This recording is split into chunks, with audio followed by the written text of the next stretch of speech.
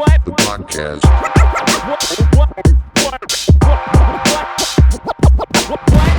No, buy the shit over here. This is what the podcast.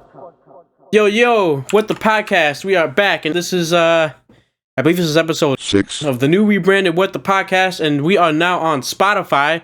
We are now on Apple Podcasts. We are now on Google Podcasts, and we're global now. No longer limited to just YouTube, so people don't have to have premium.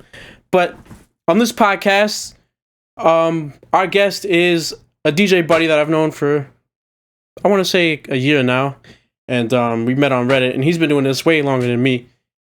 Should I call? I'll just introduce him.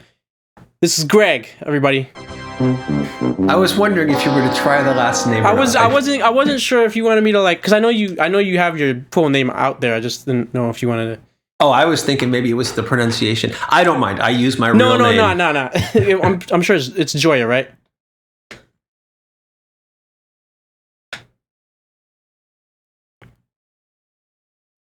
Yeah, but yeah, Ed got it. Gioia is how you say it.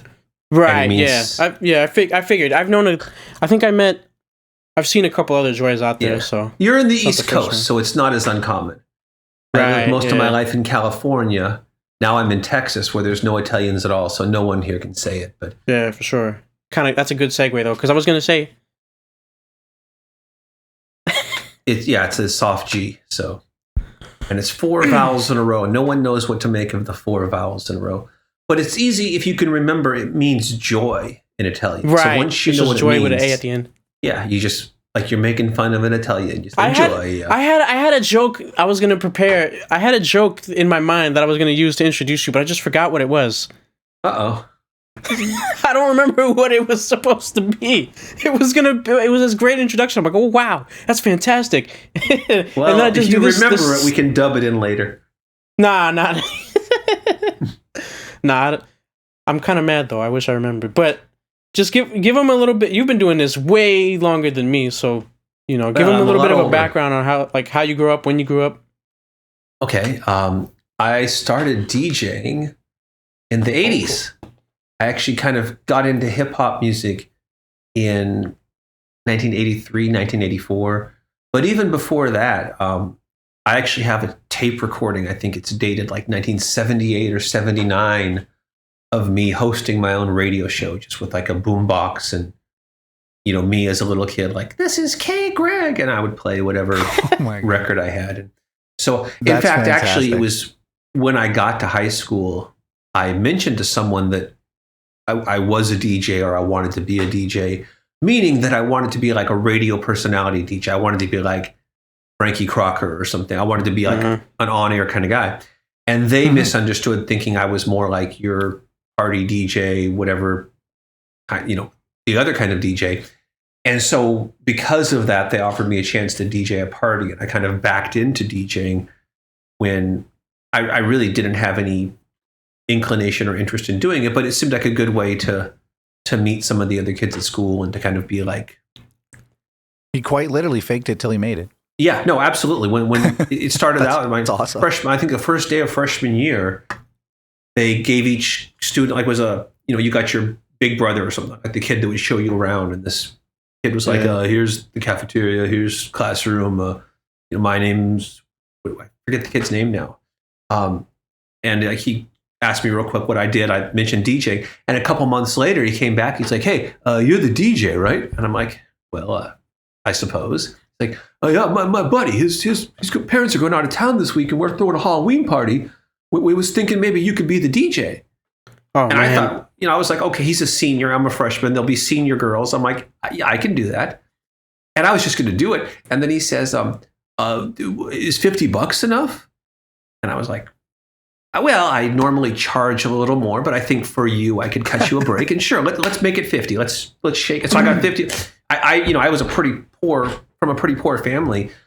I had literally never seen $50 in one place at one time, let alone actually had my own $50. And so I totally faked it. I cobbled together. I had like a turntable that was built into like a all-in-one console thing with like a tape deck. Yeah, I was gonna ask. You started out like those, like it wasn't an individual component. It was like an all-in-one with like the 8-track player in there. It didn't have an 8-track, but it had like 2 cassettes and a record player on top, and I think like a radio, and that was it. There was no mixer. There was no second turntable, and so it was just play a tape, play a record. You just was you able to like were you able to like mix like seamlessly between the two? I didn't even know that there was such thing as literally like I went into this knowing as much about DJing as anyone else in the room. Like I just knew that they wanted dance music, but it didn't matter because this was like 1984. You know, the art form was still very new at that point. Yeah, no one, and there was no YouTube, there was no MTV. Well, there was MTV, I suppose, but we couldn't afford it, and I don't think there was much hip hop on there at that point. It was MTV pre-Run DMC at that point. It might have barely been. They may have there was just probably no played hip hop. I think, from what I understand, in the beginning, MTV was all like rock and stuff like that. It was mostly geared towards rock, pop, new wave. I think Run DMC did get on there maybe around that time, but the thing is, no one there had any idea that I was doing it, quote unquote wrong, because I wasn't really doing it wrong. They wanted music to dance to and party to, and I was playing music, and that's all that really mattered. But I think it also informed the way I DJ'd, because even to this day, I definitely learned how to mix, scratch, do all the things a DJ should do. But my focus is still on it's about picking the right songs. It's about engaging the audience and making them happy.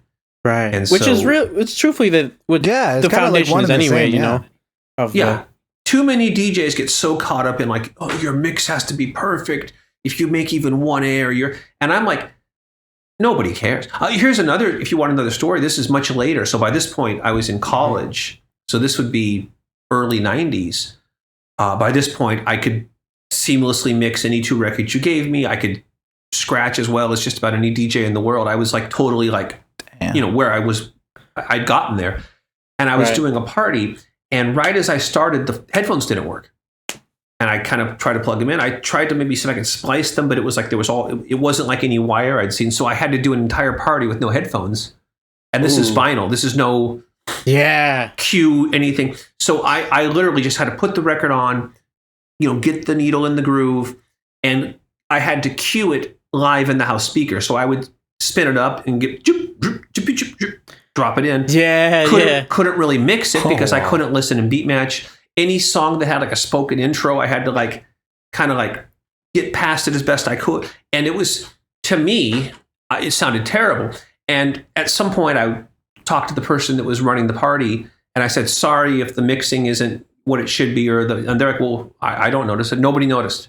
The whole night, the dance floor was packed. Not a single person in the room had any idea, and I didn't mix a single record. I couldn't mix because there was no way to audition anything. And that's when it really hit me that the only people that care about beat matching, mixing, any of that are other DJs. People that are at the party. Isn't that the truth? All they care about is they want to hear their song.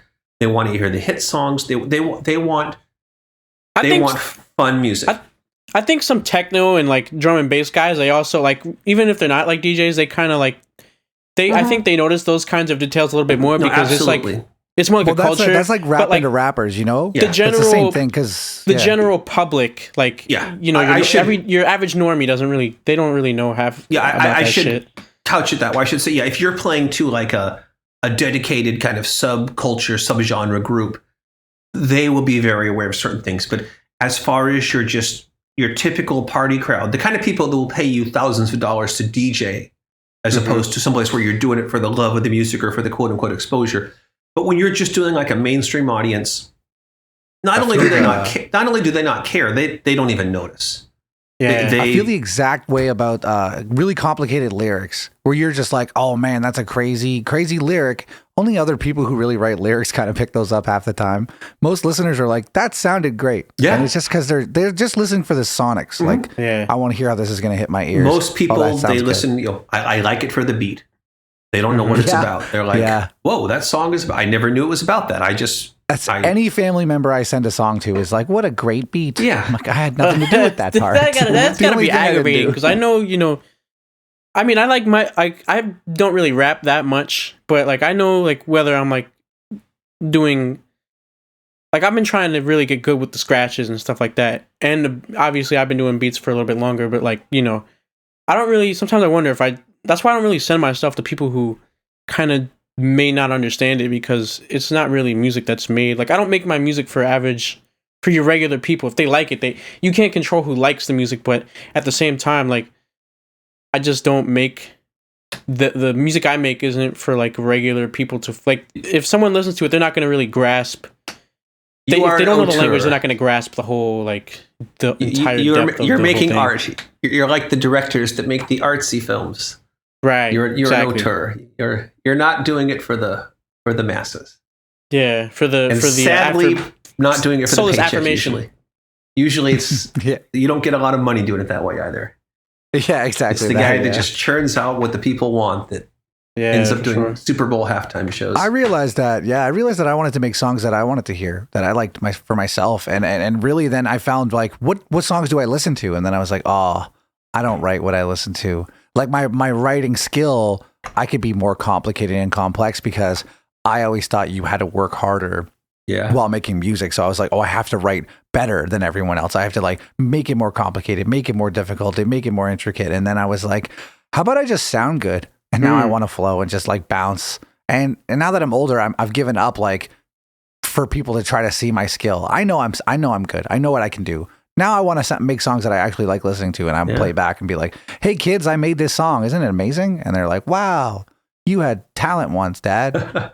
Yeah, you know what's funny? And people would, and that's kind of why funny enough, that's kind of why I really stopped, you know, being so eager to show my stuff to regular or average people, just because like I would have, like, there was this record I did 10 years ago that I'm not going to, it was, everyone liked it because of the subject matter, but I couldn't disagree more with it now. And it's just like everyone loved it, but like I go back to it and it's just like the chorus was bad. I mean, I couldn't help it, but my voice was bad. The rhymes were basic at best. The flow didn't exist, and it's just like, damn, people really like this. Like, I could be way better than this.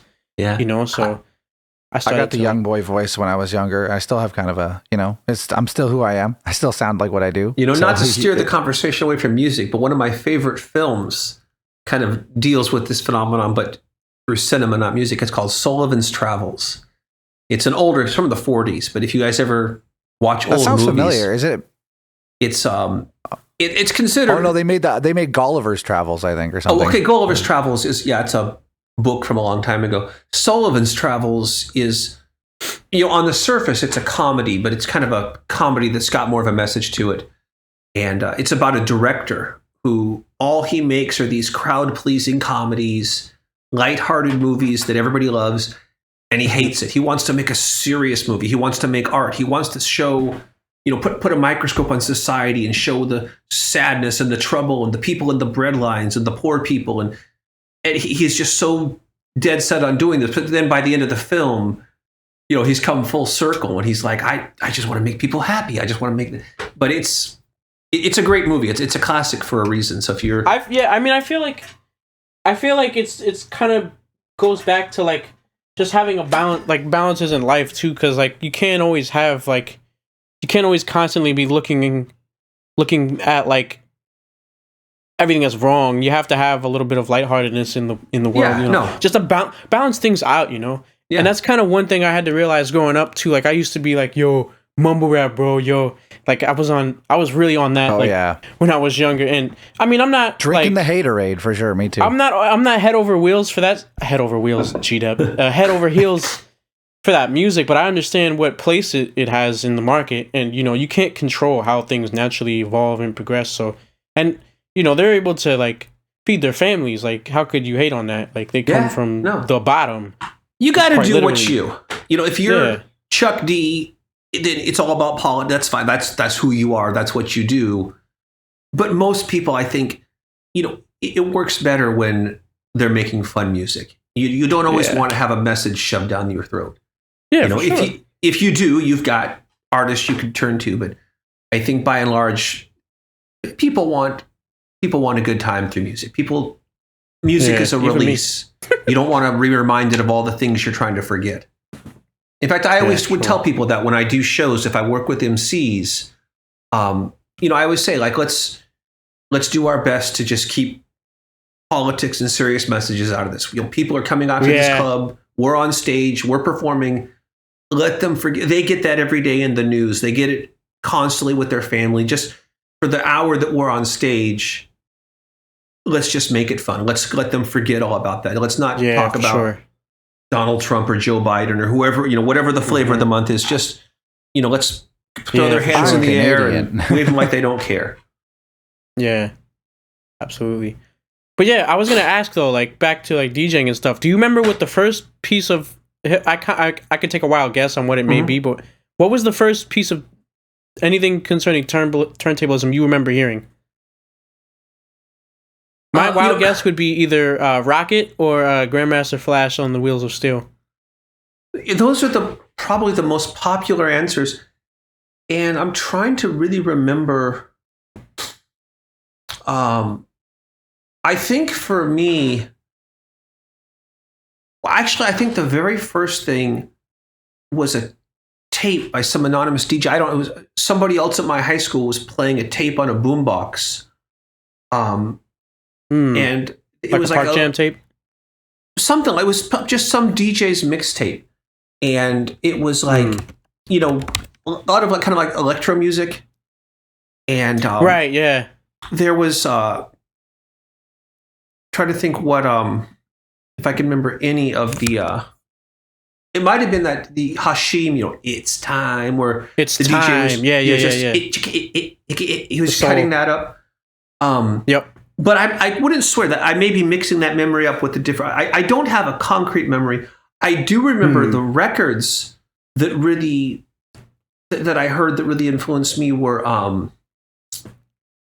the Run DMC Live at the Funhouse. Yep. Where it was just classic. It's just Jam Master Jay with 2 copies of a Billy Squier record. Yep. And then Run DMC each have a mic. And it's just, he's cutting it up live. That's as pure as it gets. And then maybe even before I heard that, I heard UTFO with, I think it was I think the Leader of the Pack or one of those, like, where he's just like, chip, chip, chip, oh, chip, chip, chip, oh. Yeah, that was like their Mix Master. And Jam Master Jay used to do the same kind of scratch. And at the time, I didn't have a mixer. I only had the turntable. And I didn't yet know that mixers existed. And so I would try to do that. Like, it's like a stab, basically stab, stab, stab, let it go. And I learned to do it. I learned to do a stab without a mixer by just quickly catching just the very tip of the sound. So, I don't know. I don't know if there's a name for that scratch, but I was doing a faderless stab, and it was only later I was like, oh, well, once I got the mixer, I'm like, well, gee, now it's a lot easier. You use the faders, and that was in the beginning. It was the line faders. Like, I don't even think people were really using the cross faders for that. Some DJs were, some weren't. It wasn't like now everything is standardized. There's like a way to do controls and slope controls and all that.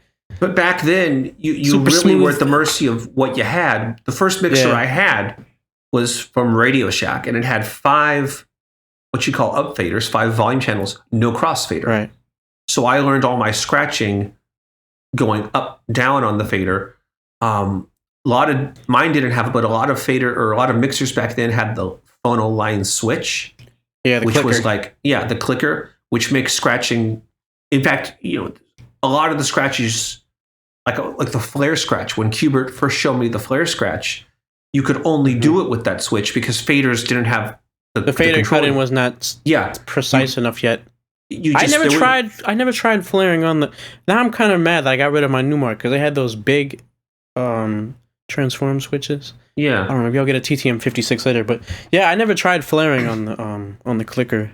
But if you watch a lot of the old school, even like Qbert, a lot of those old school guys, they do hamster style scratching on the fader because we all learned with that up down motion. Right. And so when you go to use the crossfader, if you do, in fact, it was the bulletproof scratch hamsters were the first ones. They would just reverse the inputs on the back because there's no such thing as a hamster switch yet. Well, they call it a hamster switch. But yeah, a lot of us, I never I forced myself to relearn it on the fader, the normal way, because I do a lot of beat juggling and I could never wrap my head around. By the time, faders had curves and hamster switches, I was already good at beat juggling. And there was just no way I could ever wrap my head around the right turntables on the left on the right. But a lot of those guys, that must have been difficult. They still do That's hamster. like the inverted controls on 007, man. You just can't figure it out. It's just too difficult. Similar, yeah. But yeah, I never even had, like, honestly, I didn't even know that like in the 80s, I didn't know that stuff was available. But I guess obviously, it was not super even underground near that back then. scene. So like, it really it started obviously in New York and then expanded slowly outward. But like the first time people really kind of like, there was some records. So like Herbie Hancock, Rocket, obviously, some of the rap records, Live at the Fun House, what am I thinking of? I'm drawing a blank. A bunch of joints. But then there was also this competition, which is still alive today, called the DMC Disco, which originally means Disco Mix Club. And in the beginning, it was really just about mixing, which, Disco Mix Club. It was a mixing competition. And then in 1986, the champion of the competition was DJ Cheese out of, I believe, New Jersey. And he was the first to really kind of bring turntable trickery to the DMC with like sort of like he wasn't really doing like beat juggling back then, but he was doing like drum scratching. So he would take like the quick kick snare in the show from Dougie Fresh, and he would like do drum patterns of songs that were popular of that day. Like if you could actually pull up the clip and find it, but you could see the crowd going crazy and it's fairly rudimentary stuff now, but like back then when that first was debuted, many people hadn't even seen that kind of, turntable trickery. Man, I got to see Pete Rock and Premiere do some stuff. Holy smokes. Yeah, Primo wasn't really as much of a, like, he could cut, but he was more like doing phrases and stuff like that.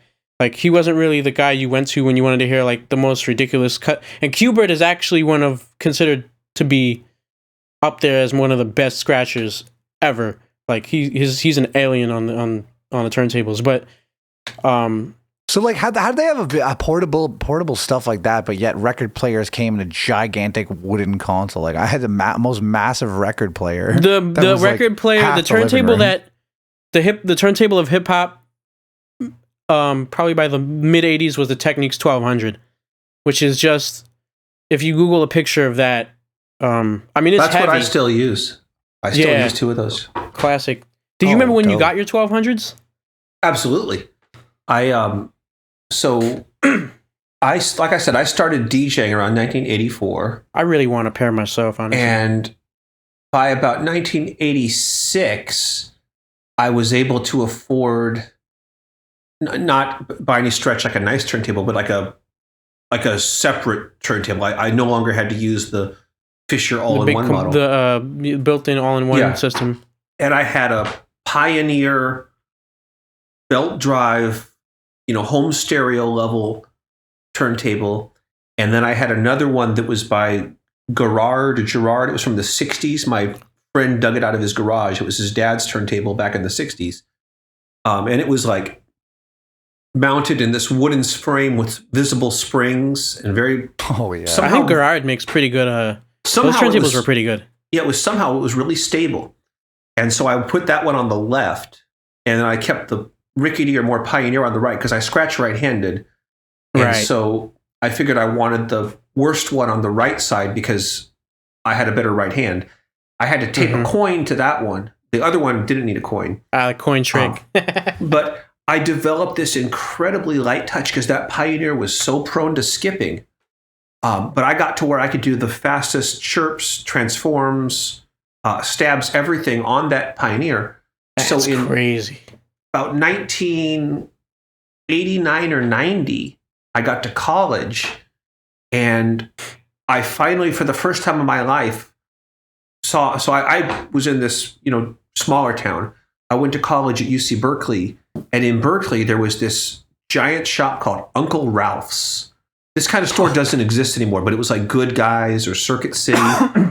I worked at Radio Shack. Well, it became the Source here in Canada, and very much like we sold like C2023 batteries, Yeah. like all these like And little but things. what like, Uncle Ralph's had that I had never seen anywhere else was they had a dedicated DJ department where they sold Wow, that's cool. Seren Vega speakers, which was like the big model back then. They sold Technique 1200s. They sold Newmark mixers. They had all the lighting and the truss. And they had a DJ that worked there, would demonstrate it for you. And so I went in there and I was talking to the guy, and I found out that if you worked there, you got like 10, 15% off. Oh, wow. And back then, a Technique 1200 where this is cost. going. Yeah, they were 500 a piece even back then, right? They were more like about 350, but still, that was way more than I had. Like, I was poor. Like when I was a kid, we'd go to dinner, we'd go to McDonald's and buy like 3 burgers and cut them into pieces, so all 4 of us got a piece of. It was like really poor. Oh man, you guys went out lucky. Okay. Anyway, so I started bugging this guy Terry, who was one of the co-owners. Ralph was the original guy, Uncle Ralph, and then there was this girl named Terry and a guy named Terry. And I met the guy Terry, and I used to come in every week and bug him like, "Hey, can I get a job? We're not hiring." Next week, "Hey, can I get a job? We're still not hiring." After about a month, he finally said, "Like, you know what? You keep coming in here. We're still not hiring, but I'm going to invent a job right now and give it to you." He's like, "You are now my liaison." So he just made up a job on the spot because I was so persistent. And I became kind of like the liaison between him. And so it turned out what had happened is that DJ that had worked there had been robbing the place. No. They had this policy where anybody that worked there could check it, because they didn't just sell DJ. They had a whole, tape deck, record, every possible hi-fi piece of equipment in the world, and computers too, in the early days of computers. And so if you were a salesperson, you could check out, a CD player, any piece of equipment they had, take it home for a couple nights, use it, get to know it, and then bring it back and deck the So floor then I model. guess you can advise the customers on Yeah, gear, exactly. right? So you could tell them like, this is what it does. And so what he was doing is he had his buddy working the warehouse. They would take the thing out and then they never bring it back, but they'd sign it back in. And so all of a sudden they were missing all this stuff, and they figured it out. They fired them. When they fired the DJ, they found like a loaded gun in his work locker, and it was like this big thing. Like, and so Terry hired me to like kind of make sure that everything, I had to go through the stock room and make sure that everything that was checked out was back, and kind of keep an eye on things. But I also got my discount. So I bought my first 1200, and then I saved up, and then about a year later, I got my second 1200. And so I finally had, by about 1991, I finally had 2 actual Technic 1200s. That torque difference must have been crazy, because like I've heard stories about people going from like, and it's a little weird too, because I started on the reloops, and the reloops have pretty high, like the torque on those are crazy high compared to Techniques. How many tables have you been through? Me? Yeah. Believe it or not, I still have the original 2. Well, actually, I don't know, because at some point a few years later, I bought 2 more. So I had 4 1200s. And then about 10, 12 years ago, I sold 2 of them. I don't know which 2 I sold. So I may or may not still have those original 2. But you can probably check the serial numbers to see which ones. I'm sure I could. That's pretty neat, though. I'm guessing I've got the newer ones because I sold the more beat up looking ones. And the newer ones I didn't take out as much. Like those 1200s, I was a busy DJ back then. And I brought those to parties, and they just got thrashed up. But those things are tanks. Like I've never had a problem with a 1200. Like I've had people, one time a girl spilled like a rum and coke down my platter, and the next day I opened it up and wiped it all out. But like literally those things are built to last. Like, knock on wood, because now I'll go to use it, it'll break. Like, oh yeah, damn. Nah, those things ain't. Nah, they're a couple nothing's probably times gonna happen to those. Yeah, a couple times I've had them kind of like, refurbished, where they replaced the ground wire or the RCA cable. I think they've put a new tone arm, but the actual unit itself is just. I mean, these things have been around since the 70s. Yeah, and this for probably 20 years was like the best selling turntable on the planet. So it's like MK2.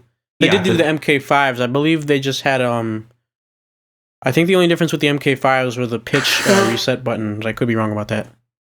Yeah, there's these subtle differences. Those are the ones that sold the most. I do remember learning that, doing all my research. So, because really you don't need like for the most basic stuff, like especially mixing, and even with turntables, I'm like, you don't really need much else. Like Vestax is cool. I actually want to get a pair of Vestax PDX 2000s myself. Yeah, no, the technique is everything you need. Features. And the funny thing is, all the things DJs do with those, with mixers as well as turntables, none of them. We don't do anything for the purpose. It was like a pitch control. Yeah, for sure. Do you know what they put a pitch? The pitch control does not exist so DJs can mix. I believe because some records were. I think I told you about sometimes if it was miscalibrated or if some records were out of sync or. I have a wind-up Victrola that was made, I think, in 1916 or 1917, and that has a pitch control. And it's because since the beginning of records, some records they were cut at 78, but some were cut at 76 or 79. Yeah, there wasn't really a standard. You would kind of dial it in until, like, if they were playing in the key of A, you'd dial it in until it was in key, so you could make sure you heard each record as it was intended. And so that's why a record player has pitch control. But then DJs realized, hey, we could repurpose this, and we could use this to adjust the tempo of the song. Who cares about the pitch? That's kind of like a casualty, right? It's an accidental byproduct of the process. We're trying to change the actual tempo of the song to mix it. Crossfaders, they weren't made for scratching. They were made to blend on, blending radio style mixes. Like so much of what we use, even the high torque was not there because of scratching. It was because in a radio station, if you guys have ever been on the radio, maybe they don't use turntables, but there was a Technique 1200 in the radio station I worked at. I think people would want to they would want to queue up quick, because I remember reading a lot of people they would use it when belt drive was the standard. They wind up so you have to give it a push. With the 1200, you could rewind it a little bit and then press the play button and it would just go. There's actually a procedure. You cue it up to where the sound begins, and then you give it a quarter turn back. And that's that way every record you do that and you push it, every record station, same thing. And that's why they put that high torque in there, just for those quick radio starts. But it's what we do as DJs. Now everything is made for us. Right. But initially, I think it kind of takes away from recreating. We were kind of rebuilding the wheel every time. Yeah. Trying to figure out how can I do something that I want to do with what already exists. I feel like sometimes when, thing is because like you were saying, it was such a an avant-garde DIY culture, and now that the market kind of is made around us now, to the point where I feel like it kind of takes away from the ingenuity a little bit. Even especially now, when you see some digital sets, not all of them, and it's really the approach, but I feel like sometimes the technology kind of makes it too perfect, I guess. So there's something to be said about that, actually, because that's almost part of a bigger conversation where it's has technology come too far where you're losing? I think it's relative talent? Though, because you're gonna lose truth some talent, though. Are you think that people are never going to get to that level they could have been if they had to struggle through having to learn more? Because if I had started and someone was already mixing for me, making art, doing everything, and all I had to do was show up and write lyrics and rap, I would only know that, and I might not learn about structures because I wouldn't have to learn about beats. I wouldn't have to learn about the fact that I know how to do all this stuff. I know the end game, so I know almost how to write towards the end game, and it made me a better artist. Yeah. So if it'd probably make you guys better DJs in the same sense, because you'd had to struggle through the whole learning of all the technologies. You're starting at a pinnacle of when it wasn't just catered to you. Yeah. Well, because a lot of these guys could press buttons, make things a lot easier, right? I definitely think that as we have progressed, it's become a much more narrow stream as to what, every mixer has the same 10 features, every turntable. There was a point where all these different mixers and turntables existed with all these different features and functions. And so depending on what you had, you could do certain things, you couldn't do other things, but there were some things that you could do that other DJs couldn't do, and vice versa. But it becomes a little more, maybe homogenized is the right word, where now we're just with digital music, we're all using the same DAW with the same stock sounds and the same processors, and music all starts to sound more and more alike because it's like it'd be like if you only had one drummer and one drum kit and one mic, and every song was that guy playing it. The drums would always sound exactly like him. I feel like the internet has also done a part in homogenizing, for better or worse, homogenizing, like, because back in the day, you know, like on the West Coast, you guys were doing like electro hip hop style music. On the East Coast, it was all like, there was Mantronics, there was Mantronics, it was Larry Smith, it was Marley Marl. You know, it was different. Dirty South was like, you know, Miami bass, you know, stuff like that. I've got an interesting theory about this if you want to hear it. I may have already told you about this, Ed, so if you've heard this once before, forgive me. But so here's what made me start thinking about this is I started thinking, my father was quite old when he had kids. And believe it or not, my dad was born in 1917. And so when my dad was a kid, the popular music of the day was kind of the end of Charleston, ragtime, sort of like hot jazz, and Louis Armstrong was just about to come, and that became the big thing. And that kind of morphed into like the big band sounds of Benny Goodman, and then that led into sort of like the Frank Sinatra sound, but also into kind of more of the jump blues and guys like Louis Jordan, who gave way to Chuck Berry, who gave way to the Beatles. And there was this progression. Right. And I started thinking about how if my father, when he was, say, 50 years old, if he turned on the radio in 1967, 68, 69, right around that time, the music he heard, even though it could trace its roots back, that music was completely incomprehensible to him. He didn't, Led Zeppelin or the Rolling Stones or the Stooges, and then punk rock, and like these sounds that kind of like, it was so different. Like he would try to frame that compared to like a Scott Joplin rag or a Benny Goodman swing song. And music had changed so much that the pop music of the late 60s, early 70s was just absolutely incomprehensible. And then I started thinking about my own life. When I was, 13, 14, the popular music, if I turned on the radio, was hip hop, early electronic house music, kind of alternative rock and roll. Now I'm on my 50s. I turn on the radio. I hear hip hop. I hear house. I hear indie. The music today, even though it's subtly different, it is nearly identical today to what I was hearing 40 years ago. Yeah. And it's just kind of weird. And there's certain songs that don't exist. Yeah, like first off, classic music you don't hear. Is there new classical? Does anyone know? Because I'm not. I have no idea. Actually, that's a whole different discussion. There is some really incredible, exciting new classical music, but there's no place for it. Just like there's some incredibly new, exciting pop music, but radio and kind of main media, they want to give you, they care about money, so they latch on to what generates the most revenue. Yeah, well, not only the most revenue, they want to take the safest avenue. If people have been listening to Beethoven this long, we're going to keep giving them Beethoven. We're not going to give them classical music that sounds more like jazz music or whatever. But yeah, there are every genre you can name. There are people on the far fringe outskirts doing incredibly different new stuff. Mm-hmm. We just don't hear it. And it's doubled down by, the algorithm. If you go on Spotify and listen to something, what's Spotify going to give you? Something that sounds exactly like what you just heard. And there's something else that sounds exactly like this. So you get narrowcasted. When I did radio, they always told us, don't narrowcast, broadcast. Now it's all about narrowcasting.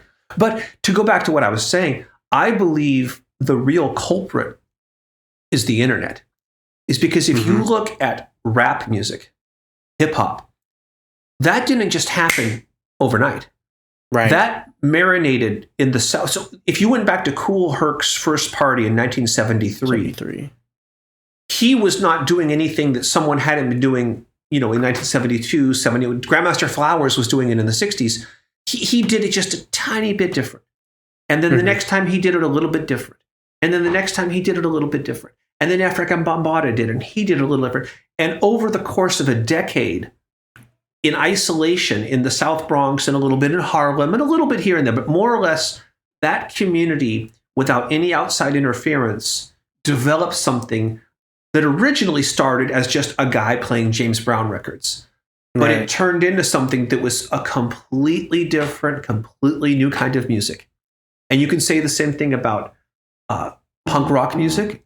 You can say the same thing about house and techno. Each of those scenes had, and when I say extended, I mean 5 to 10 years of just pure isolation to grow, develop, marinate, change, morph, and become something new. Now, everything that happens is live streamed immediately. It's on Instagram immediately. It's all, nothing ever exists in its own space long enough to truly transform into something else. It's like a caterpillar goes into a cocoon. If you immediately tear the cocoon open, you still see the caterpillar. You need to give it time to form the butterfly. Nothing has that time anymore. I do feel it's almost like that. You'd only have like one chance to make the best first impression. I always felt that about music, and like I had a friend who tried to go too big too fast. Like he thought he was ready, and I don't know how that translates to other forms of music in terms of like how you pursue it as a career, because that looks different for everybody. But for whatever reason, like my era of people always wanted to make it. Like it was never about making music. It was always about the end goal of, for a reason, I want to get noticed by some company and I want to get bought. Like so it's kind of weird. Yeah. Because like where is the growth? Where is even the want for growth? There's not even someone who's trying to make music that they want to grow on. But even if they want to, you're never going to. Where in the planet is there any place where you could have a community of people, that today is doing hip hop, that 10 years from now has become something unrecognizably different from hip hop, yet rooted in hip hop? That's the reason we still have nothing against hip hop, but really, it's 2022, and we're still doing the same thing that we were doing in 1979. It's different. It's not we're not doing the exact same thing, but somebody that listened to Rapper's Delight in 1979. Got in a time machine and got out today and heard Kanye's new record would be like, oh yeah, that's rap. I know that's what Sugar Hill Gang does. But somebody, they may not the electronic instrumentation and the drum machines may sound a little different, but it may essentially the same elements. Listen to a Louis Jordan record from the 1942, 43, 44, or early to mid 40s. That is what became rock and roll. But somebody that heard just Louis Jordan and then suddenly heard Black Sabbath would be like, oh, what is this noise? I don't want to turn this off. Right, they wouldn't understand it. You'd have to go through the steps. You'd have to say, okay, well, listen to this riff that Louis Jordan did on the horn, which is identical to what Chuck Berry did for Johnny B. Good. That's a straight crib copy. It's like note for note what Louis Jordan did, but he did it with a guitar and a rock and beat. And then listen to Elvis, and then listen to the Beatles, and you have to go step by step to see how it evolved. Nothing's evolving anymore. The evolution, or if they are, it's just like a simple. It's super. I just feel like it's slowed it evolves down. The way an iPhone evolves, and it's like that's what it is. It became so much about selling a product that it's like, why would you make these big leaps and changes? Because you would lose your consumer. To use the telephone analogy, I don't have an iPhone, but what is it? The iPhone 13 is the new one. Yeah, they only make the slightest changes. But if you gave an iPhone 13, they need to put out a product every year. That's their routine. But if they don't do it, if you gave somebody who would only ever use the iPhone 1 an iPhone 13, they would instantly start using it. Right. But have you ever seen a millennial or a Gen Z try to use a rotary phone? They don't know. Well, I mean, I grew up with a rotary phone, but I'm very different. I've just found out recently that I'm a millennial because it's 89 still counts. Okay. Or like, let's say you give a 13-year-old, a modern day 13-year-old, a rotary phone. They really would not know what it is. No idea. And if you went back even further, if you were looking at me right now, you would see my phone. My phone is one of those really old ones where you have to hold it up to your mouth and hold a cup to your ear. Like I just got this really old phone. Oh no, yeah, I know that phone. I guarantee no one would know what the hell to do with that. And that's what I mean. That's the hip hop in '79 is the iPhone 1. Hip hop today is the iPhone 13. That's a Black Sabbath is the iPhone Louis Jordan is a rotary phone. That's the thing. You had to put it on channel 3 to play video games. Yeah, a TV. No one understood that Sure. kind of stuff. And then now it's like you put you go to video games. It's just like what the connections, all that stuff. But yeah, the changes, the leaps and bounds from most things. And instead of music, it's so crazy because it's like everything now is a slow growth. All inventions. Nothing is really. There's maybe nothing that new. is the connectivity of all. Nothing new anymore in terms of music. Tell you something else too about music. This is something my brother and I were talking. I got an older brother who's also a music guy. He was the first one that pointed this out to me. And it's true for me. When I was a kid, if I went to the movies, it was a really uncomfortable, dirty seat and 2 speakers that didn't sound that great, didn't look that good. If I played a video game, it was Donkey Kong and a ColecoVision. It was very clunky.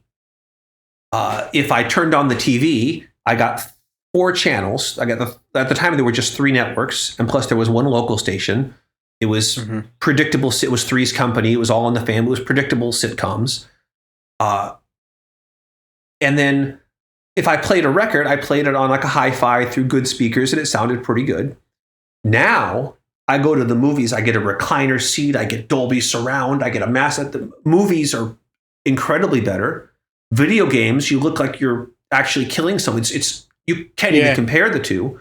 TV, you now have Breaking Bad and The Wire and The Sopranos. You've got like just this incredible renaissance in TV. But music sounds way worse now. Music, we listen to these little earbuds with this compressed sound or through Spotify on speaker. Music is the only thing that sounds worse. Everything else has improved. Any audiophile, they always go for the older technology because that's how it's meant to sound. Like it's translated better because everything has been almost like there has been gloves innovation. For everyone so it make it easier. Oh, here now we're gonna make everyone sound better. Then their definition of what sounds better is the one definition that won't evolve. There has been innovation in every form of entertainment except music. Music has taken backward steps to the point last year, for the first time, records outsold CDs. That's the oldest technology there is. The record that predates, the original records. That's wound like them up. 1920, 1800s. I said I got a turntable from the 1910s, but there's no innovation. They're not making any. They don't care. And do you know why? I think it's because who's in charge of music now? It's not the record companies. It's the tech companies. Yeah, Apple doesn't care about music. Apple wants to sell you an iPhone. Right. They don't care if they don't care if the music is. They'll give it away for free. What do they care about music? They want to sell you a phone. Spotify just wants to sell you a subscription to their algorithm. Like the people that care about music are no longer involved in the process of making, marketing, selling music. I think it's also just compared. Eye-opening. One thing I noticed too is like I've always even back in the day, I always felt like there were casual music fans, but they had no choice but to buy Everyone maybe they had a good sound system. They had 45s and stuff like that, but by the time the 90s came along, they stopped doing those, and they had CD singles, but a lot of that stuff was so expensive, and people wanted to buy. Even into the 90s, everybody had a good sounding hi-fi at home. Like my friends that loved music, my friends that weren't that into it. Every girl I dated, you always went into their bedroom, and they had a phonograph. They had good speed. That you had a sound system that sounds better than what anybody has now. Because now the files are compressed. It's tiny little speakers. It's little earbuds. It's not even headphones anymore. It's just like significantly, whereas everything else has gotten staggeringly better, music has gotten staggeringly worse in terms of the quality of the listening experience. We could argue about whether, I could say, oh, music was better in my day. I don't think that's necessarily true. Subjective. I think that there's great music being made today. It's harder to find it. You have to go out of your way to look for it.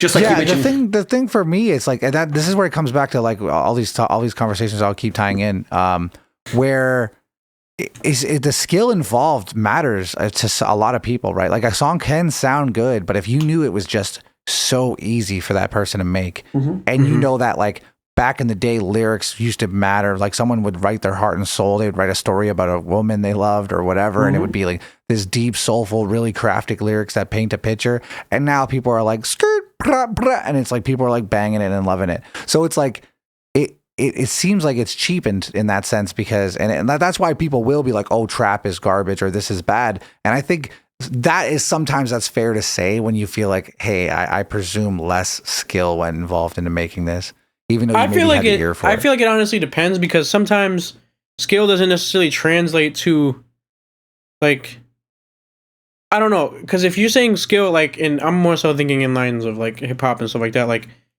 if you could be like a great lyricist, and yeah, they may have sold, that kind of music may have, been a little bit more popular back in the day. Although I would say, like, even back then, like, companies still wanted to try to bend the artist to do what they wanted to do. But like, sometimes, a good song doesn't have to be complex. But like, I think it's a balance problem. I feel like there's not, people that just want to hear, vibe music. They get mad when someone who wants, to hear more of a balance in the kind of music. Maybe it's a respect thing, right? Like you could hear a guy like Mos Def and then be like, okay, he wrote his whole entire song himself. He rapped it and it was this. And then you hear a guy like Drake and you go, 80 dudes wrote this song with him. And it could be the same fucking lyrical Drake caliber, but like you got to ask yourself, like, even though they're the same lyrical caliber, it's like, what is more fair to say, like, hey, what's better music? It's almost better music when you have to like have more talent in it. And I feel like, I don't know, but like some people like that idea that, hey, there's this, what went into it is like more of like a love letter to music if they really love music. Yeah. I mean, I guess it was like, because I always feel like, there's always been casual music listeners.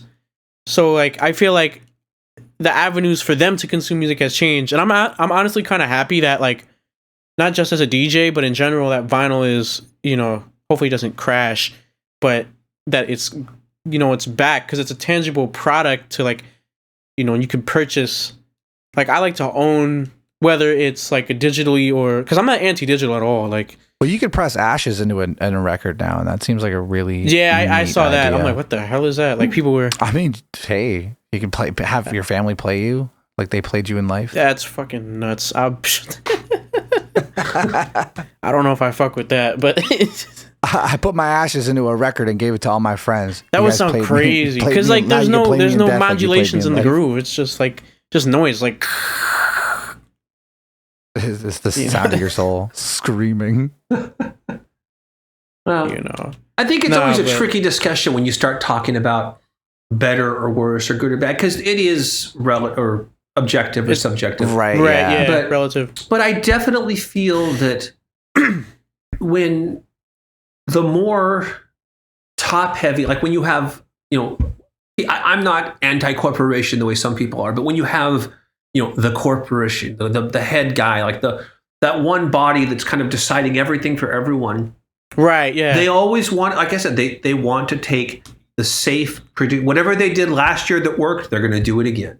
And they're going to do it next year and the year after. It's the detachment aspect that bugs me when it comes to like a lot of corporate entities. Cause like, and it's, I feel like it's prone to happen, but the problem is that, they have so much money, power, and influence that like a lot of times we really have no choice but to deal with that shit.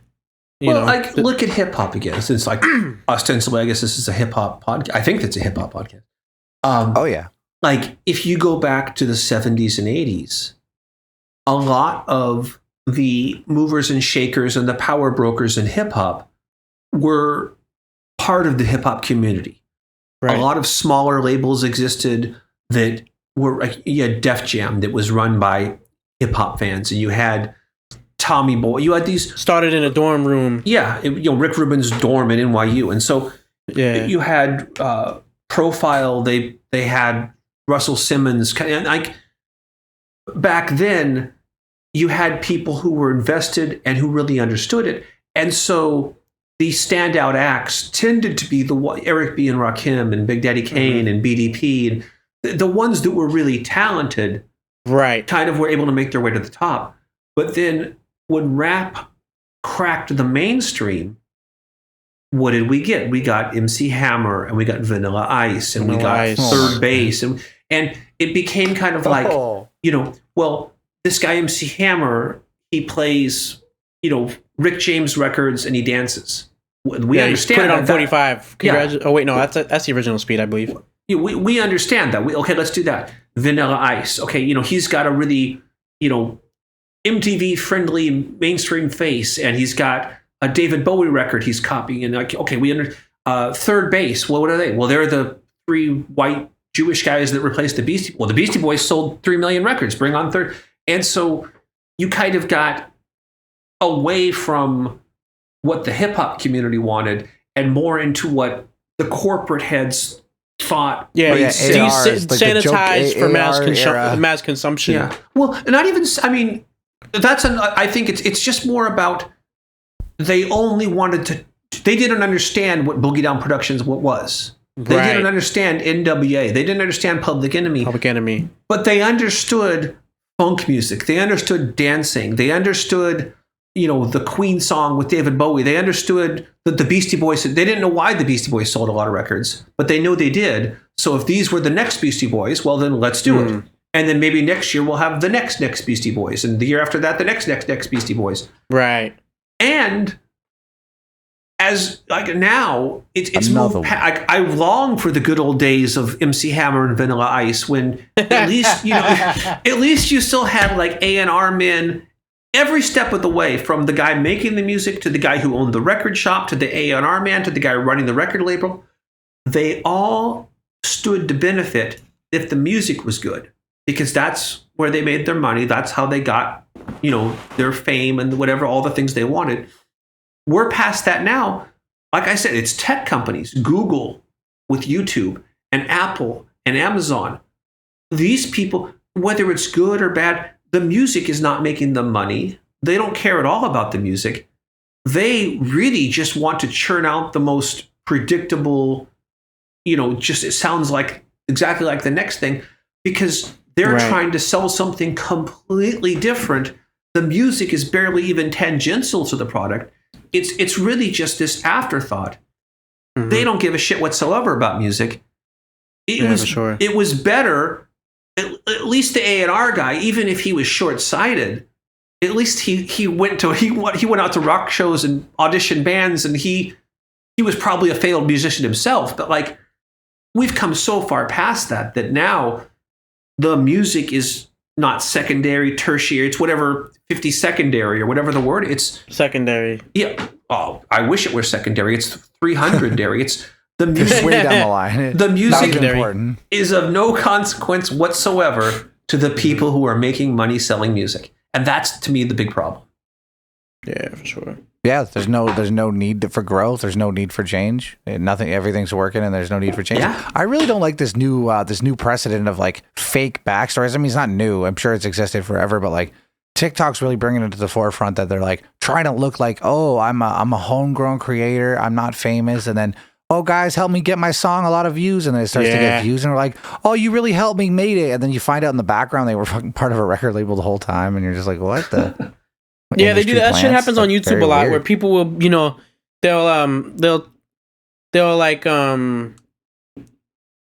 they'll talk about their dismal state of a channel, and then they'll like, they'll talk shit about other YouTubers who are larger, and then they'll like, subscribe to my Patreon, and it's just like, oh, shut the hell up.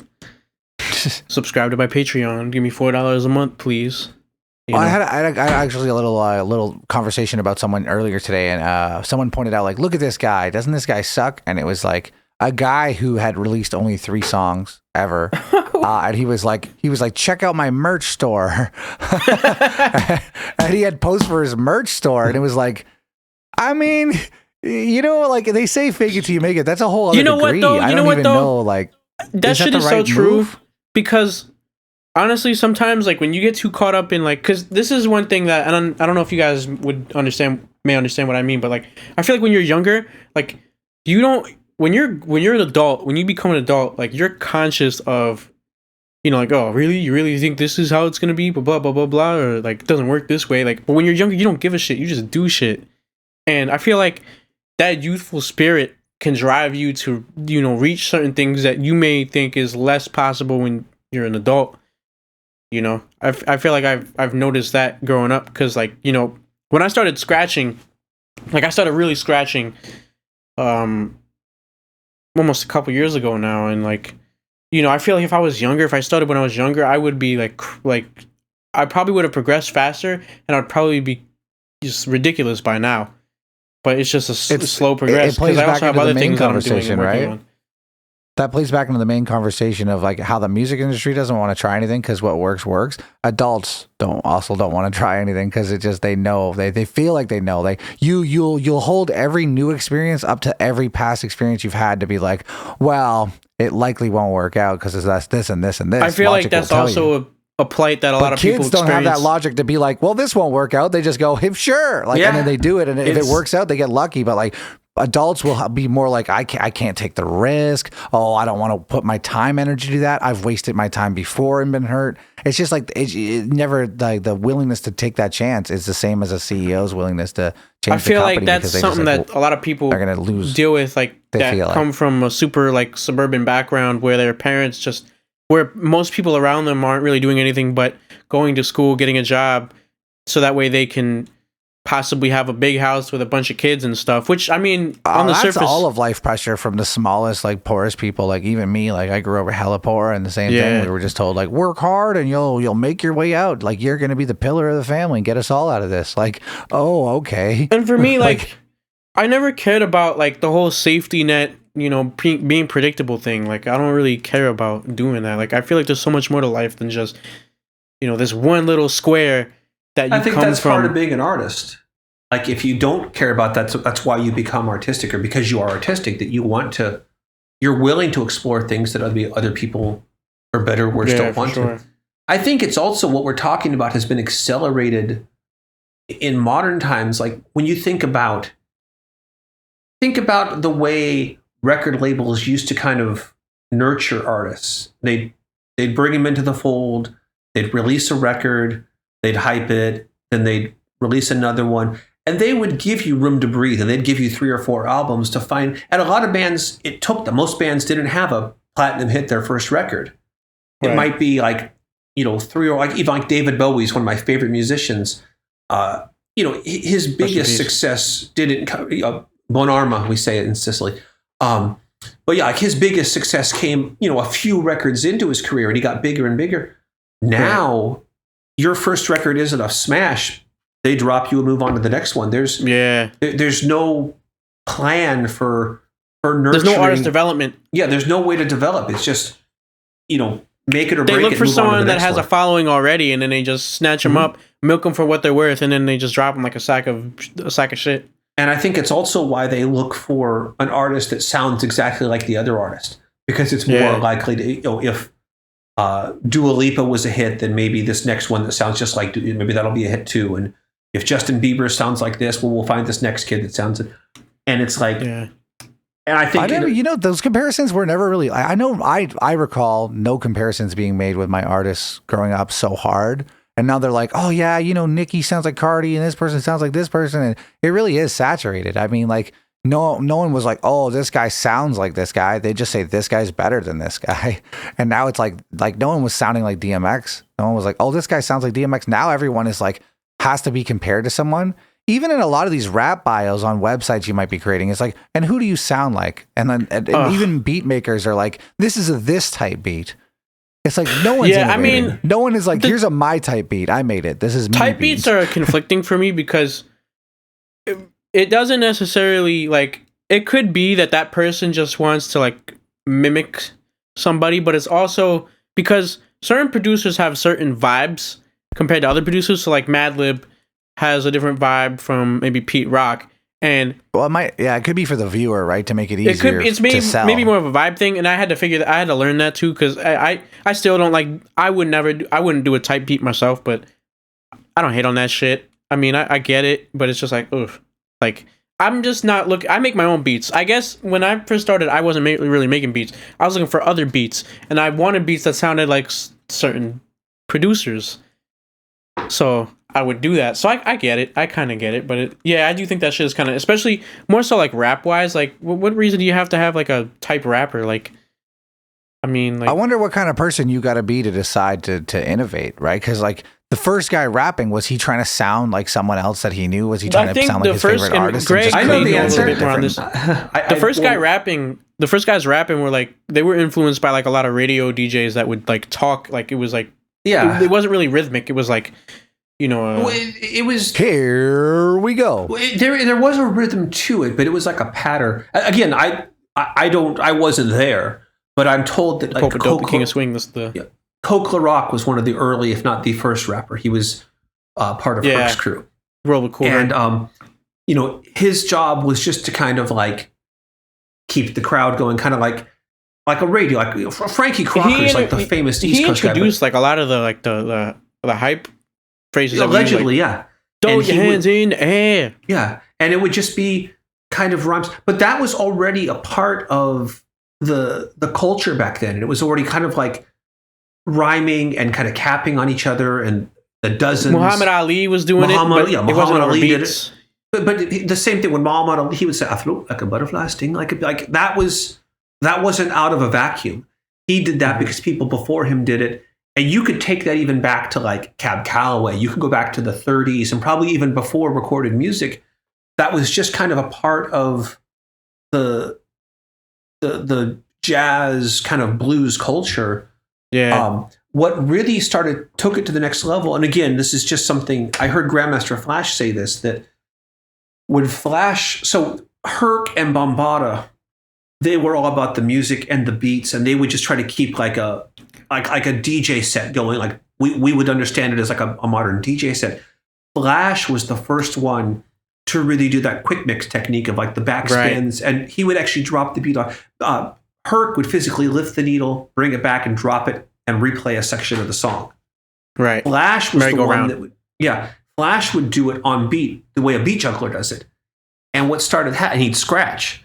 And what started happening is all the people at the club or the party would gather around and stare like, what the hell's he doing? Oh my God, look what he's doing. And he wanted them to back up and dance. So he had Cowboy and his MCs. They were there to get people dancing and partying.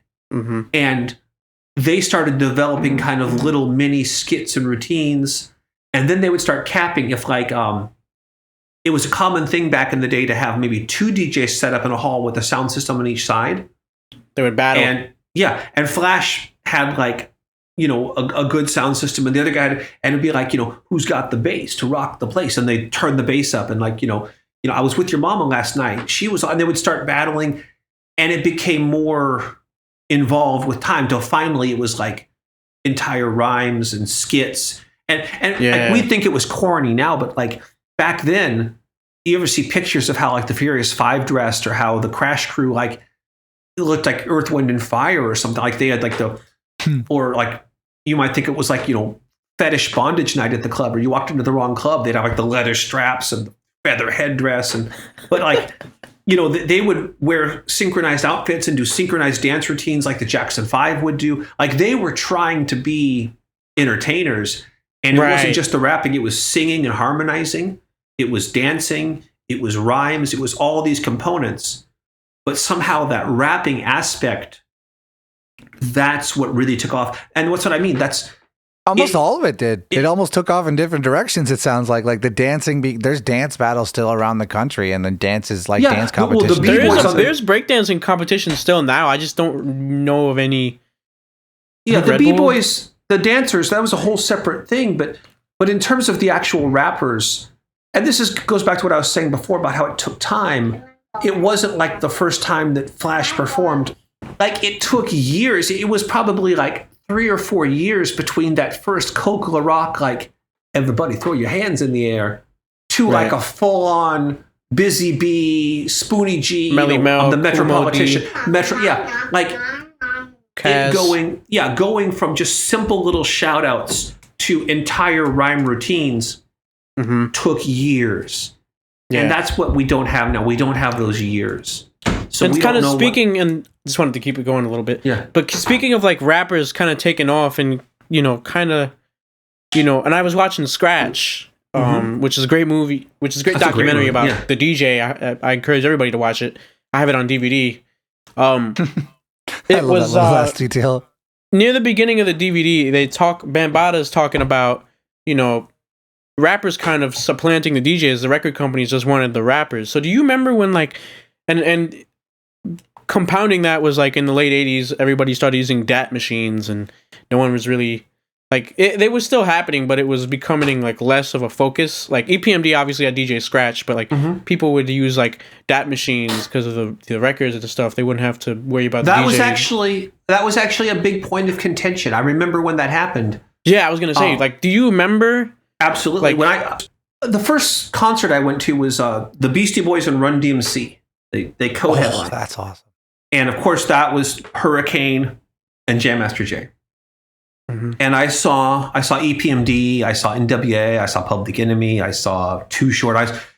There was always a DJ, always playing records. In the 90s, a lot of people started showing up with the DAT. And there actually was this lively discussion in hip hop, are these guys really legit? If they're not bringing a DJ on stage and they've pre-recorded the instrumental, are we watching? We said, is this karaoke or is this hip hop? At what point? Yeah. At what point does it stop being a true live performance? Because if you think about a hip hop show, the knock on hip hop originally was you guys aren't playing instruments. You're just rapping over some records. It's you've taken it even further in that direction where you're not even playing the records anymore. There's no live aspect at all. It's just, there's no scratching in live scratching. It's literally just the tape. But not only no live scratching. That was really disappointing in that case. It was when you go see, name any band, you want to go see the Rolling Stones. If they play Satisfaction, you're going to hear them play it a little bit different, singing. You're going to hear the live version of it. But if they just played a recorded backing track and Mick Jagger sang along with it, it would be a huge letdown. Right. And that was the feeling in hip hop. It's we're really just you're just playing the instrumental and rapping over it. It's barely different than the album. And you could really be lip syncing for all that. Isn't that the next step? Just play the album cut and lip sync? People do that. They literally do that nowadays. It definitely happens. Yeah, especially these shows with these guys that use autotunes in their studio recordings. They don't. Yeah, shit. They're lip syncing all day.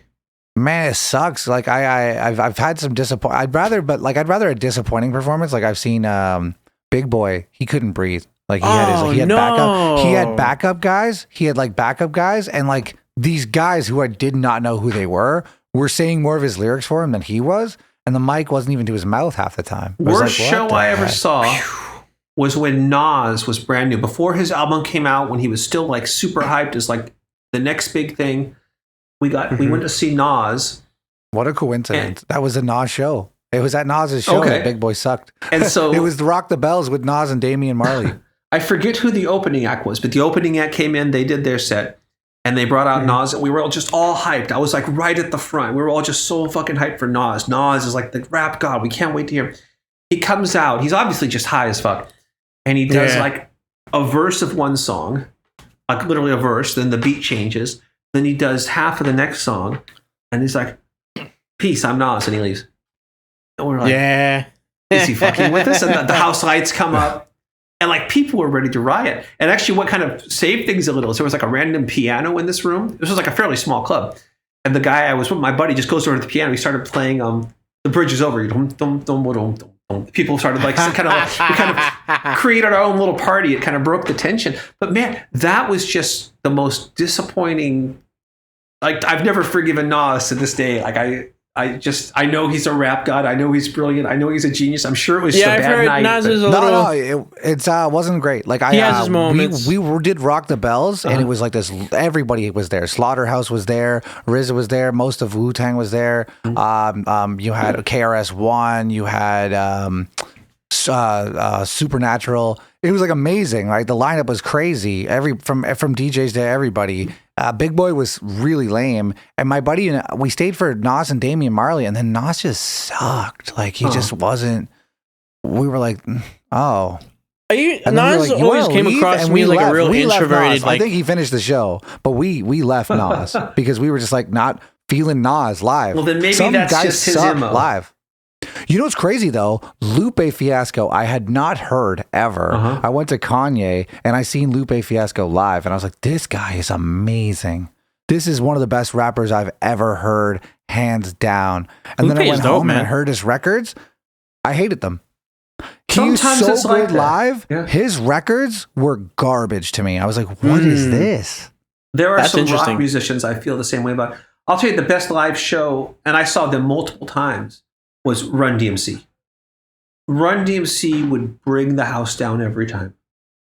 MOB for me. And- They were amazing. Partly, I think, just because they were Run DMC, like they commanded so much respect just by their very existence that, like, when they stepped, like they came out on stage, like, well, even before they came out, they'd have like their silhouette or something, and just that pork pie hat, and like it was just, you knew you were in for a show, and then everything, rest his soul, Jam Master Jay, every single beat of that show was on time, perfect, with just records, just swapping instrumental after instrumental, cutting, scratching flawlessly.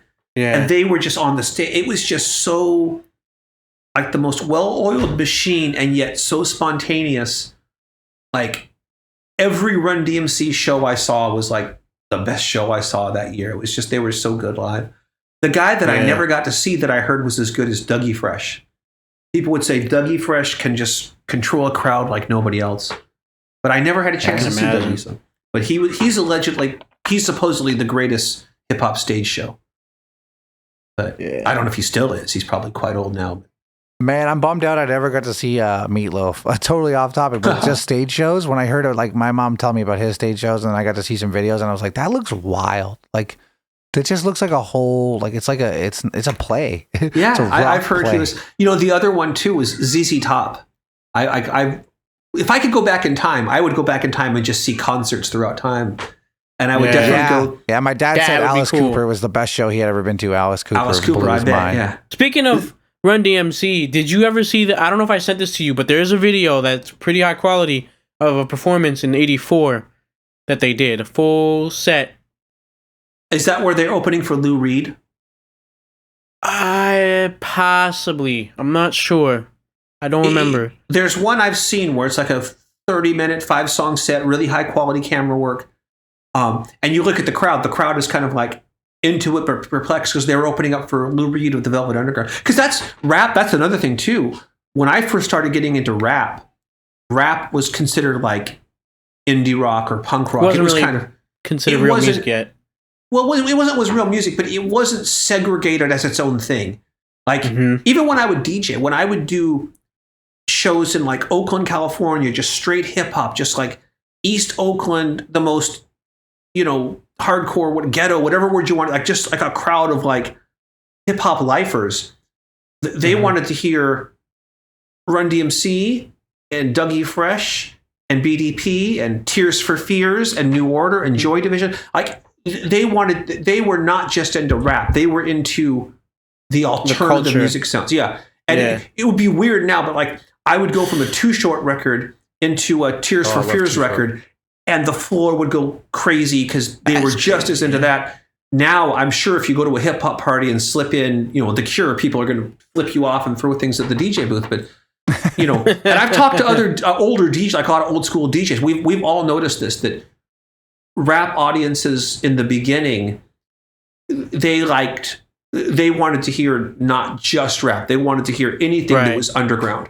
Because rap was so small too. There were only so many rap records. Once you got to like the Rappin' Duke, Daha Daha, that you played, that was like the last one in the crate. You got that far, you're like, well, okay, I'm officially out of rap. I've played them all. I played all the rap records. Time to bust out a James Brown record or something. But yeah, I've made it to the end of rap. Imagine that now. You couldn't do that now. Oh my god. yeah, now you can't swing a dead cat without hitting a I've new just rapper. busted a 20-year set now of all rap music. Yeah, but real SoundCloud, quick, just not even- I want to get some questions in because I know X-Man's gotta bounce in a bit. But I gotta bounce. I wanted too. to ask, January, and yeah. I never asked you this before, but how did you end up meeting Qbert? I met Qbert because I was always kind of like I was never the hardcore hip hop fan. Like I had a life, like a very full life. I was doing a lot of different things. I was into a lot of different kinds of music. I was, I tried to make myself a well-rounded individual. But I had friends that were just live, eat, breathe, live and die hip hop, like hip hop do or die. And so one of those friends was this guy, Eric, who rest his soul, like many of the great hip hop people, not around anymore, was in a band that made one record that's actually pretty rare, a band called Cranky with a K. Pretty good record.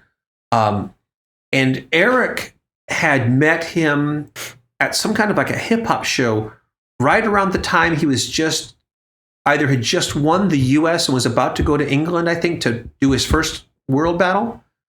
And he told me, he's like, he's actually a cool dude. Like I expect him, like he's a superstar. He's famous. I expect him to be like, fuck you, but he was like a nice guy. He said, I told him, because I sort of taught Eric to DJ. He's like, I told him about you. He's like, you're the best DJ I know. So I told him, and he said, give him my number. So he gave me Q*bert's number. And I was just like, to me, it would be like calling, Brad Pitt or some, to me, Q*bert was this inaccessible celebrity, but I just called the number. I was like, is this Q*bert? He's like, yeah, call me Rich. I'm like, okay. I'm like, my friend Eric met you. He's like, oh yeah, he mentioned you. He said, you're a good DJ. We should hang out. Come over. Here's my address. Come over sometime. So I just went to he lived with his parents, and I'd go there maybe once a month, and we'd just hang out for a few hours in his bedroom and just show each other. He showed me way more than I showed him, but we'd show each other things we'd made up. And this was, again, before there was an internet, so it wasn't like there was this kind of uniform resource for scratching. Like there were some things that I did that he was like, oh, I never thought of that before. He showed me a ton of things I never thought of. He actually showed me the flare scratch. I was probably one of the first people. When he showed me, he's like, yeah, this DJ Flair just showed me this like a week ago or so. He's like, it's totally new. He's like, you can't show anyone, you can't do this yet. You can't demonstrate it, but he showed me how to do it. So I started messing with him. I didn't put it, I kept it to myself. But then I came up with a couple of variations. This one called like a moving flare and a pseudo flare. And but yeah, I met him because fortunately I had a friend named Eric who was way more into hip hop, and he was really in the scene, and he was able to connect me to him, which is often how almost all of the, the people I knew Tupac. I did a stage show with the Fugees when they were brand new. I played between sets for Heavy D, for Pete Rock and Seal Smooth. I was on stage with Schoolie D. I DJ'd for Cypress Hill. Not for them in their band, but like they had me DJ their party, Cypress Hill and House of Pain.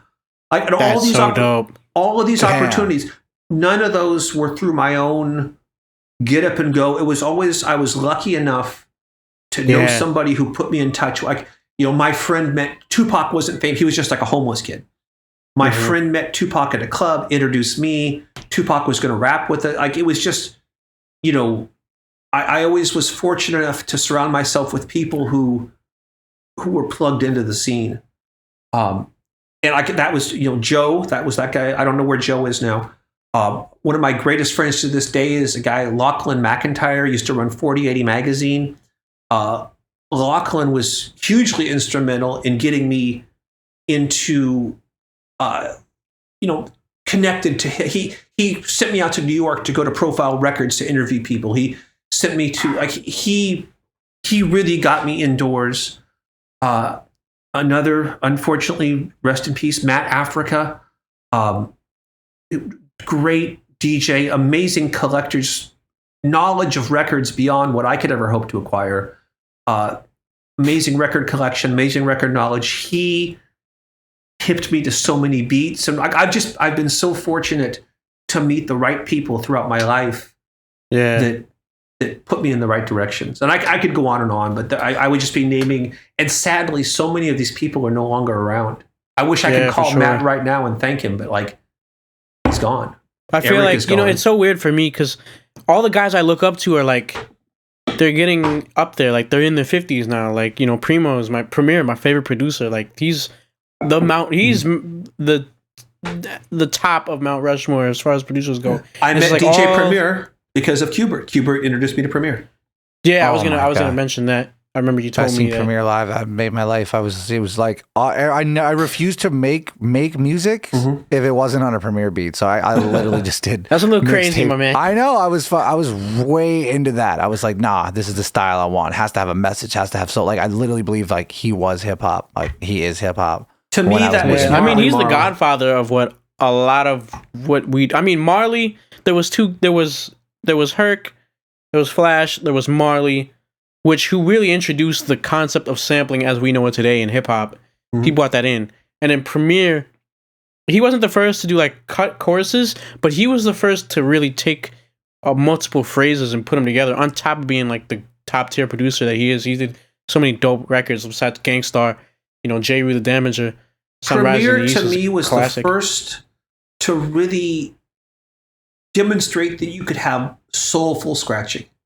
Yeah. Scratching before Premiere was about quickness, accuracy, technique, cleverness, scratching up something that said something funny.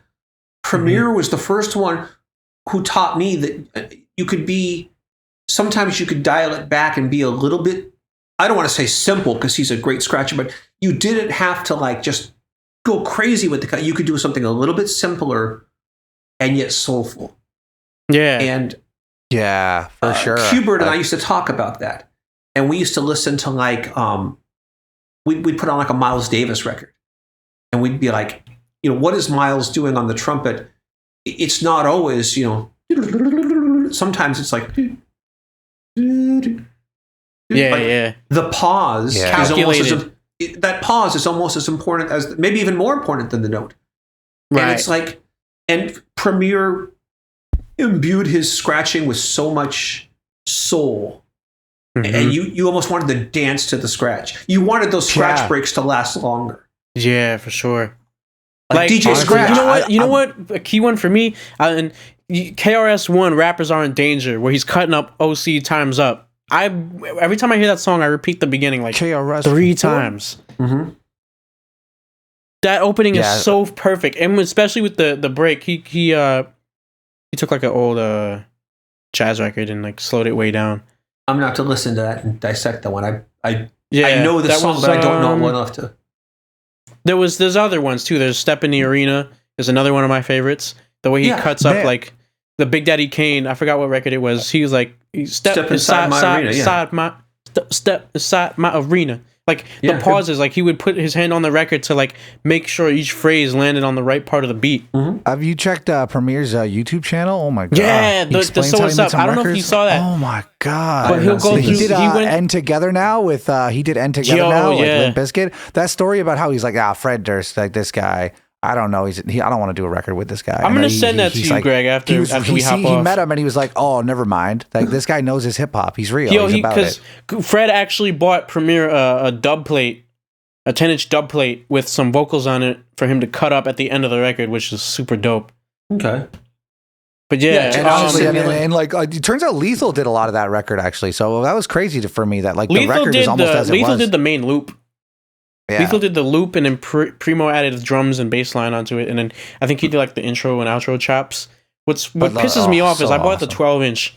I bought it for one of the records we worked on for Ground Zero, and the 12-inch has the demo instrumental on it, not the official instrumental, which really pissed me off. But I have to get there's a compilation with it on there. I have to get that.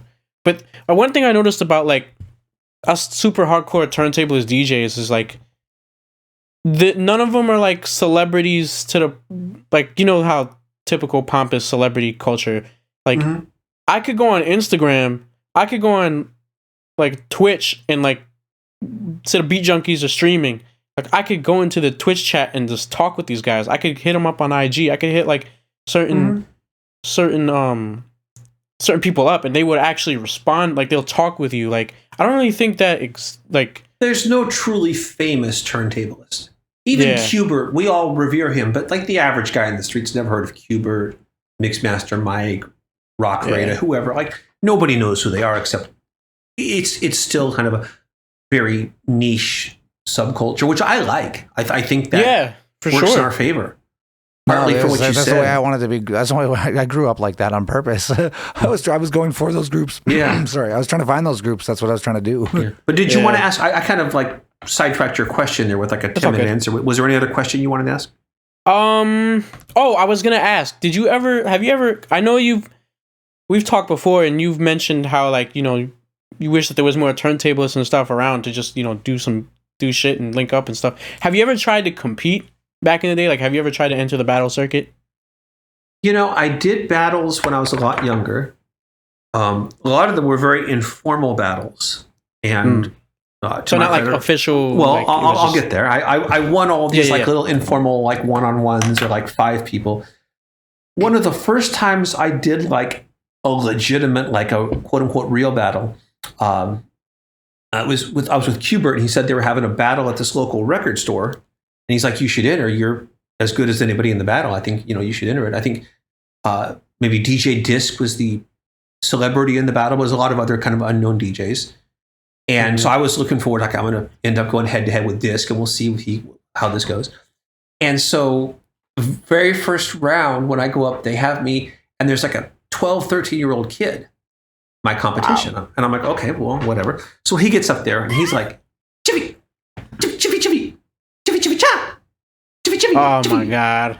And I'm like, okay, I don't want to humiliate the kid, but I did like a little beat juggle thing where I was like, I did a pretty good routine. And then the judges are like, the kid wins. I'm like, come on. And so I asked Qbert later, he's like, oh, you got a tough break. He's like, and then this is typical for DJ battle. He's like, to let us use the record shop, we had to promise the owner that his nephew would win at least one round. And I just had the unlucky draw. I went up against the nephew. And so it was already rigged. Like he was going to win that round. So I was like, anybody else, I would have had and better you know luck. what? That sucks too, because there's some kids, like, especially in the portablist. Have you heard of somebody named DJ Michelle? Yeah, no, I mean, there's plenty of kids that are good. Just this was 1991. But it makes them look like, it makes people not want to take them seriously when the whole, like, when the biases and stuff like that. Yeah. Like, the second that kind time, of stuff. So then I did some other, the second bad experience I had that kind of killed me on battling altogether. This was like, so that was like a little record store with like 30 people. I did one at, I think, maybe it was the Warfield or one of these like big, like, 1,000-person venues or 500, like a major venue in San Francisco. And the big thing was Branford Marsalis. Do you know who that is? He was a huge name in jazz 20 years ago. And his father was a huge name in jazz. His brother, he's the guy that worked with Guru on Jazzmatazz. Oh, wow. So Branford Marsalis was going to be the judge or one of the judges, but like he was going to be the main judge. And so we're all waiting backstage. Like, Marsalis is late. He's still not here. And they're finally like, we got to get this started. And I was first to go. So like, well, just get out there and do your thing. Like, okay, but the judges, just, well, whatever. We'll see what happens. So I went out there and I did what I thought was a great set. And in fact, I don't know if you know DJ Zeph, another, no turntablist is famous, but he's put out some records. He was there, and later he told me, he's like, yeah, I thought you won that battle. So I did my set, and I did like this really complex beat juggle, and I did like some flare scratches back when nobody was doing flare scratch. I did like a good set. And then the next guy came out, he did his set. Then Marsalis shows up, and they have the last 4 guys go. And then Branford Marsalis picks the winner of those 4. I'm like, well, great, okay, I could have, And that was it. I'm like, enough of this. I've got better things to do than DJ battles. So that was the last DJ battle I ever did. Yeah. I mean, and to kind of like go with like you talking about someone who was into jazz judging the DJ battles, I've heard stories about like he was also Scratch Pickles. Yeah. They would be performing and like at the same places that like jazz improv guys would be, and like they would get the jazz improv guys to like like they would come out and they would like stare at them like looking at what they're doing, because the Pickles were making like what's that record? Razorblade Alcohol Slide is literally like turntable music. Like it's the drums, the bass, the cuts, and the like the synth sort of noises and stuff like that. No, they used to do covers. I actually hired the Pickles to do a party once, and they came out and they did like a 20-minute set where they just did like cover. They did, I think, Planet Rock and Freaky Tales. That's so cool. And they would just do like one guy doing the beat, like doom, doom, and one guy doing like the tune like a synth, like, and like you would recognize, you're like, fuck, that's Too Short. They're doing Too Short. Oh my god, that's like they were a band that just played 6 turntables instead of a guitar, drum, and a bass. Right. Yo, I gotta actually dip out here, but you guys can keep it going. There's no need for like. I probably should head out too, unless Ed has any other questions. This went on pretty long too, but it was really dope. But yo, man, I honestly, that was a wicked conversation. I didn't know any of that going in. This was a lot of fun. I was very open. Like I was like, wow, and it made me feel like a very, very novice in my own craft, because I'm like, at any given moment, I couldn't pull up the wealth of knowledge you guys have. Oh, that's kind of why I wanted to have you in here, because I felt like it would be cool to have someone who didn't really know as much as, because we're like nerds when it comes to this shit. Like, no, but it's like you can see the passion. It's just like, wow, like there's just on the drop of a hat that you guys are just in sync with the records, and I'm like, wow, man, like just there's so much knowledge. I'll send you. I'm gonna send you some videos. My knowledge ends about 1995. You guys realize that nothing I said. Like even in when I do, I just Biggie Smalls. You say I didn't want to like any surface. I didn't want any influence. I wanted to craft something new. So I really try to stay away from listening and absorbing. What I was doing, I stayed away from I'm a fan of rock. I listen to Korn, System of a Down, and then I'd make rap music because I didn't want to listen to the genre and be like, I know me. I will pick up influence and I will copy it, and I don't want to sound like DMX. I've heard his songs enough. I don't want to be that guy. Yeah, for sure. But yeah, it's been really good. That was excellent. Yeah, it was for sure. I appreciate. Finally, we were able to get you on an episode after trying to nail it down for like a month and some change. X-Man was going through some life stuff. Yeah, let me know when you get this all put together. I'd love to hear the finished product. Yeah, for sure. And if you want to put together like a little like a scratch routine, maybe for like a couple minutes that I could tack on to the end of this episode, that would also be like super dope. That would be fantastic. I'll put something together. Absolutely. Yeah, for sure.